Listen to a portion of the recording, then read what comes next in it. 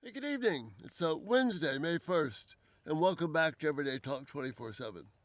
Another gorgeous, beautiful day here.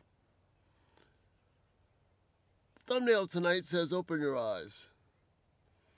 And it may sound like a harsh statement, but it's really God pleading to us to open our eyes to what is true. Paul says in Ephesians, and we've looked at this a lot recently, but in verse 18, after praying that people would have the spirit of wisdom so we can know God better, then he says in verse 18, I pray also that the eyes of your heart may be enlightened in order that you may know the hope to which he's called us. I pray that the eyes of your heart may be enlightened so we can know the hope that we have, that God has called us to. In Romans chapter 15, verse 4, Paul says all the things that were written in the past were written to teach us and encourage us. It made me think here of what Paul is saying here, that the eyes of our heart may be enlightened so that we can know the hope to which he's called us. Reminds me very much of this passage in Proverbs 4 that we've been talking about.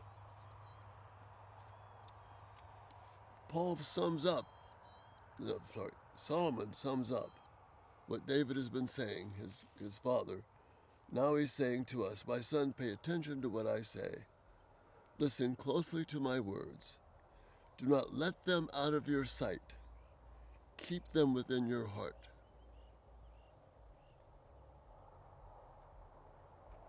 The Holy Spirit, through Solomon, is saying here, pay attention to these words of life that he's been giving to his son. Do not let them out of your sight. Keep them within your heart. In other words, these words that Solomon is urging his son to hang on to, and sons and daughters, those listening to him, to hang on to, keep them within your heart. That's very much connected to what Paul is saying in Ephesians.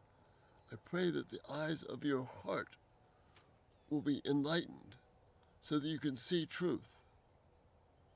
Remember just a couple of sentences earlier, we hear the way of the righteous is like the first gleam of dawn, shining ever brighter to the full light of day. An enlightened heart, opening our eyes to see the truth of God. Do not let these words out of your sight. Keep them within your heart. That's what Paul is talking about.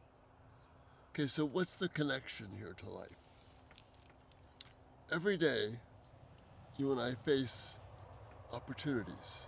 Every moment in our life is an opportunity to live according to light, the beauty that you see around us right now. I see the sun setting in the distance there. Or to live in darkness, to have our eyes, our hearts not be enlightened, but to be overcome with darkness. You have a choice of light or dark, an enlightened heart or a dark heart. Which way do we follow? What Paul is saying, what Solomon is saying, what the Holy Spirit is saying, keep these words, this truth of God, this wisdom of God, keep our eyes fixed on it so that the eyes of our heart will enlighten us. There's a tight connection here. Because these words, do not keep them out of your sight, keep them within your heart. This is the eyes of the heart. So when you have the opportunity to show gratitude or to feel sorry for yourself, which path are you going to choose? When you have the opportunity to show mercy and grace instead of a bitter response, an enlightened eyes of the heart or the darkened way of revenge. When you have the opportunity to bring honor to God or honor to yourself, which one will you choose? gratitude, mercy, honor to God.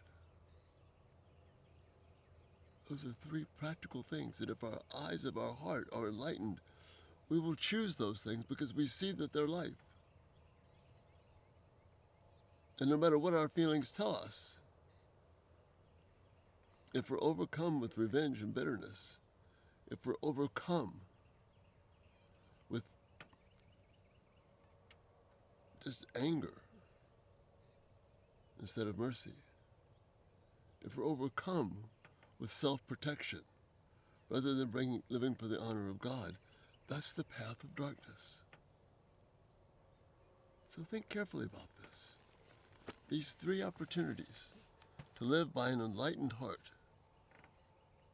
to open our eyes and see the wonder and beauty of light,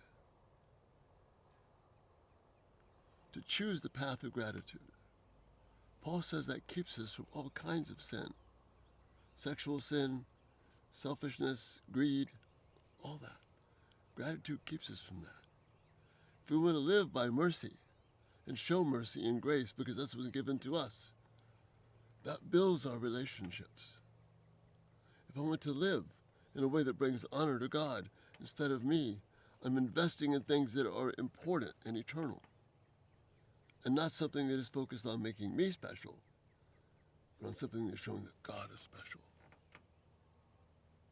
We need open eyes, the eyes of our hearts, to be people who are filled with gratitude, filled with mercy, and filled with living for the honor of God and building His reputation and not our own. That's the joy of having eyes of hearts that are enlightened. So we keep these things within us, and we focus on them, and we know what it means to live life in a way that is truly the wonder of life. And that's the thought for this night. Let's open our eyes to the wonder of God. Thanks so much for being here. Lord willing, we'll see you tomorrow. You have a great night. Bye-bye.